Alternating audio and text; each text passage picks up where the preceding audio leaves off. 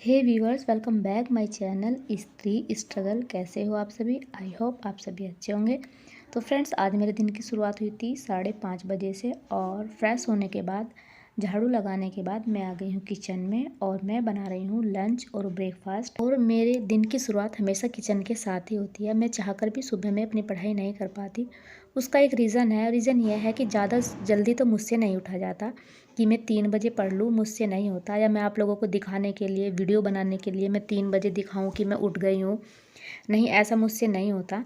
मैं सुबह ज़्यादा जल्दी नहीं जग सकती, और 5 या 5:30 बजे उठने के बाद मेरे घर के ही काम हो जाते हैं, किचन के काम होते हैं, क्योंकि बच्चे भी स्कूल जाते हैं और हस्बैंड ऑफिस जाते हैं। तो 8 बजे तक, 8 क्या, 7:50 तक, क्योंकि 7:50 पर निकल जाते हैं। 8 बजे का स्कूल है तो 5 मिनट पहले ही पहुँचना होता है। तो इस वजह से जो है, उठने के बाद मुझे सबसे पहले लंच और ब्रेकफास्ट तैयार करना होता है। अगर मैं पढ़ने के लिए बैठ जाऊँगी तो फिर मेरे बच्चे स्कूल में नहीं जा पाएंगे टाइम से। तो इसलिए सबसे पहला काम मेरा किचन का ही होता है कंप्लीट करना। उसके बाद ही जो है मैं अपनी पढ़ाई कर पाती हूँ। और आज मैं किचन में बना रही हूँ आलू गोभी की सब्ज़ी, और बहुत दिनों बाद आज मैंने कढ़ाई में बनाई है। नहीं तो जल्दी की वजह से मैं हमेशा कुकर में ही बना देती हूँ, लेकिन आज मेरा मन किया कि चलो आज कढ़ाई में ही बना लेते हैं। जिनके भी बच्चे स्कूल में जाते हैं, जो भी मेरी तरह हाउसवाइफ हैं, तो उन सबको तो पता ही होगा कि सुबह का टाइम जो है होता ही ऐसा है कि हम चाहकर भी जो है अपनी पढ़ाई को नहीं कर पाते।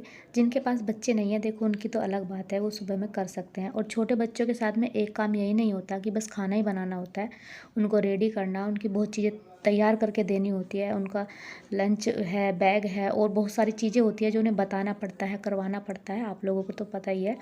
तो इस वजह से टाइम ज़्यादा जाता है बच्चों के साथ में। अगर बंदा अकेला हो तो फिर कोई दिक्कत नहीं होती। पहले सुबह में उठेगा, 5 बजे भी उठेगा, तब भी वो अपना 1 से 1.5 घंटा आराम से पढ़ लेगा, और उसके बाद जो है अपने कामों को स्टार्ट करेगा। तो यही होता है मेरा तो रूटीन। पहले मैं किचन के काम ख़त्म करूँगी, घर के काम ख़त्म करूँगी, उसके बाद पढ़ने बैठूँगी। हाँ, उसके बाद मुझे कोई डिस्टर्ब करने वाला नहीं होता, फिर मैं आराम से पढ़ लेती हूँ। लेकिन सुबह तो मुझे काम करना ही होता है। इस थंबनेल में तो आपने देख ही लिया होगा कि आज किस टॉपिक पर बात करने वाले हैं हम लोग। तो हम ना क्या समझते हैं, हम हमेशा अपने आप को दूसरे से ना कमज़ोर समझते हैं, कम समझते हैं, कि बस जैसे कि सामने वाला बंदा तो बहुत कुछ है और हम कुछ भी नहीं है, और एक्टिव भी नहीं रहते हैं हम। अक्सर ऐसा हमारे साथ, अधिकतर के साथ होता है।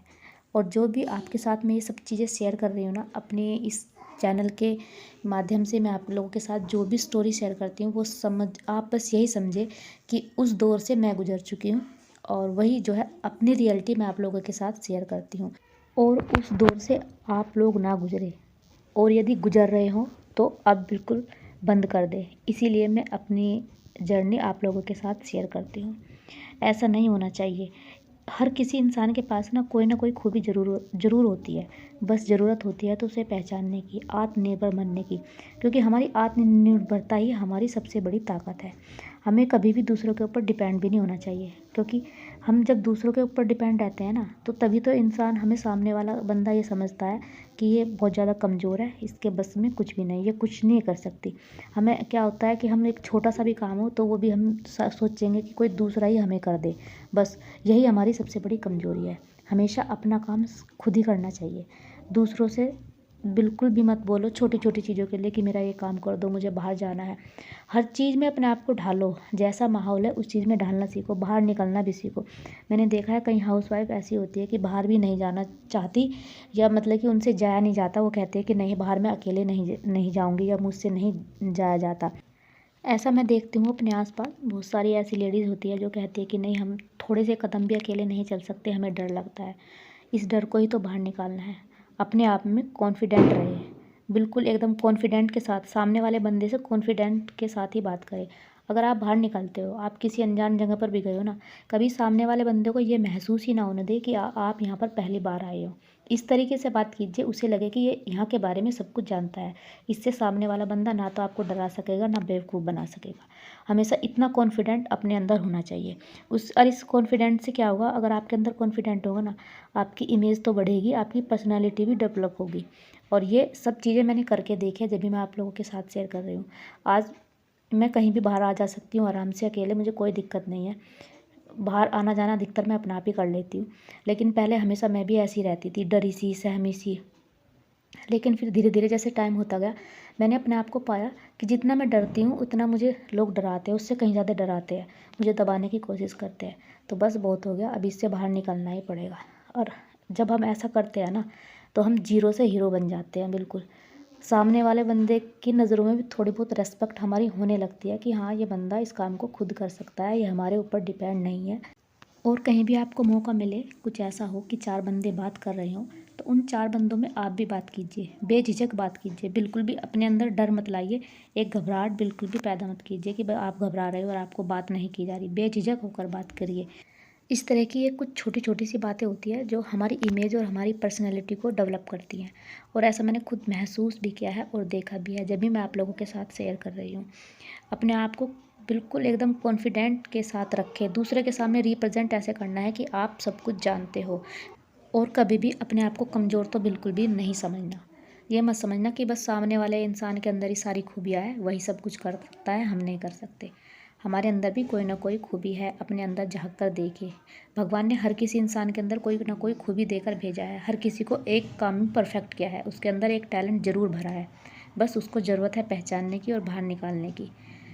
अगर आप एक बार अपने टैलेंट को पहचान गए, काम कोई भी हो सकता है। और वैसे भी मेरी नज़रों में तो कोई भी काम छोटा बड़ा नहीं होता। अगर आपका कोई छोटा भी काम है, उसे भी कॉन्फिडेंस के साथ करिए, वो काम भी धीरे धीरे बड़ा हो जाएगा। कभी अपने काम को लेकर ये मत झिझक लाइए अपने मन में कि मेरा तो इतना छोटा सा काम है और मैं इसे कैसे मतलब कि दूसरों के सामने प्रेजेंट करूँ या किसी को बताऊँ। कभी भी कोई शर्म मत करो, जो काम है अपना बेझिझक होकर करिए और बिल्कुल आत्मसम्मान के साथ आत्मनिर्भर बनकर। और आत्मनिर्भर बनना बहुत ज़्यादा ज़रूरी है आज के इस दोगले समाज में। ये समाज ऐसा है ना, आपको किसी भी तरीके से जीने नहीं देता। इसलिए अपने आप को आत्मनिर्भर बनाना बहुत ज़्यादा ज़रूरी है, तभी आपकी रेस्पेक्ट होगी, नहीं तो कोई आपकी रेस्पेक्ट नहीं करेगा। तो फ्रेंड्स, ये तो हो गई हमारी जीरो से हीरो बनने तक की बातें।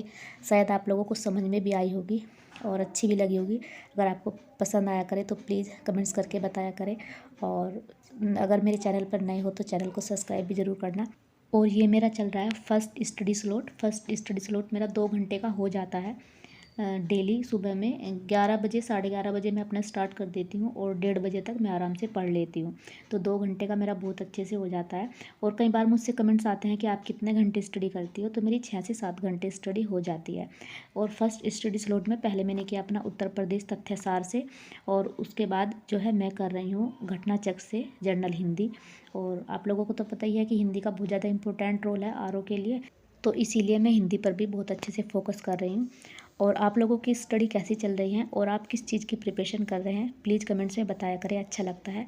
आज के वीडियो को यहीं पर एंड भी करेंगे और फिर मिलेंगे जल्दी ही। तब तक के लिए bye bye and take care.